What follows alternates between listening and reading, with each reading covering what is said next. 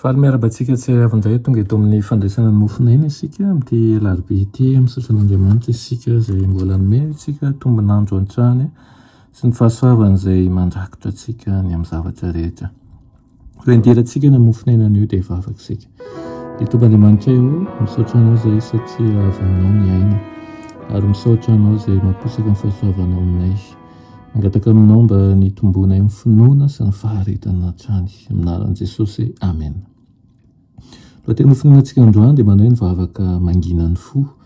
Amin'ny Salamo 120 manao hoe hanafina azy ao amin'ny fiafenana eo anatrihanao ianao mba tsy ho tratry ny tetsy-dratsy ataon'ny olona izy. Ampihery azy ao an-tranonao ianao mba tsy ho azony lela mifanditra izy. Amen. Rehefa revo amin'ny raharahany eo amin'ny fiainana ny lehilahy sy ny vehivavy ka vesara ny asa maro dia tsy afaka ny andohalika mandrakariva, kanefa na eny an-tsena aza dia misy mpanara-maso hatrany mijery ny fifankalozana rehetra ary voasoratra eo amin'ny bokin'ny lanitra ny vola rehetra na raim-bilanja aza izay azo tamin'ny tsirariny na ny osoka. Na tsy afaka mandohalika eny an-tsena aza ny olona, ny faniriany mangina avy ao am-po izay akarina any an-danitra dia tonga any amin'ray amin'ny alalan'ireo mpanara-maso ireo. Sokatra ny lalana mankeo amin'ny seza fiandrianan'Andriamanitra ary izay rehetra matahotra an'Andriamanitra sy maniry andeha araka ny toroheviny dia hikatsaka ny heriny mba hanaovana ny sitrapony na ao anatin'ny asa sy ny vahoaka betsaka aza tahaka ny any am-piangonana. Amin'ny fakapanahy tsirairay miseho amin'ny asa mandraran'ny fiainana dia misy fomba ahafahan'ny olona tsirairay izay tia sy matahotra an'Andriamanitra mitokana miaraka amin'ny avo indrindra mba ho voaharo ary dia hanome voninahitra an'Andriamanitra izy satria tsapany ny hery sy ny fahafenoan'ny fahefan'ilay manome ny teny fikasana. Mifandray amin'Andriamanitra izy ao amin'ny toerana izay tsy misy mahita na mandre afa-tsy izy ihany.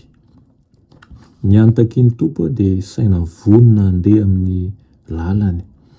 Raha madio fo dia hita an'Andriamanitra izy ary hahatsapany heriny fiarovana na dia eo afovoan'ny vahoaka be tapatapa aza raha eo amin'izany toeran'izany no iantson'ny adidy azy. Amin'ireny toeran'ireny ny tena mpandray marina ny Kristy dia mitondra fahazavana aina. Tsy ao anatin'ny fotoam-piadanana ihany no tokony hiateherantsika amin'ny fivavahana na tokony haretantsika ihany koa. Fa ny fivavahana dia miankina amin'ny toe-java miseho dia tsy haharitra amin'ny fotoana tena ilana azy dia amin'ny toe-javatra sarotra indrindra. Ny fivavahan'ny Baiboly dia tahaka ny hamelomana hatrany ny afon'ny filazantsara tsy ho faty na any amin'ny toerana tsy mandray azy tsara aza. Na eny an-tsena io, any amin'ny toeram-piasana io sy any amin'ireo toerana izay tsy mahazatra hanaovana vavaka. Noho izany dia tokony hahatsiaro mandrakariva isika fa amin'ny fotoana rehetra dia afaka miray amin'i Kristy, afaka manatitra vavaka any amin'ny toerana rehetra ihany koa fa ny fonao dia hain'ny Tompo ny momba azy. Vavaka isika. Sotranao izay ray hoany amin'izany teninao izany, ampianaro izahay hanao loha laharana ny fifandraisana aminao ka tsy ho variana amin'ny zavatra rehetra manodidina fa hiaina ao anatin'ny fahamarinana, hiaina mandrakariva ihany koa isanandro amin'ny fiarahana aminao. Amin'ny anaran'i Jesosy. Amen.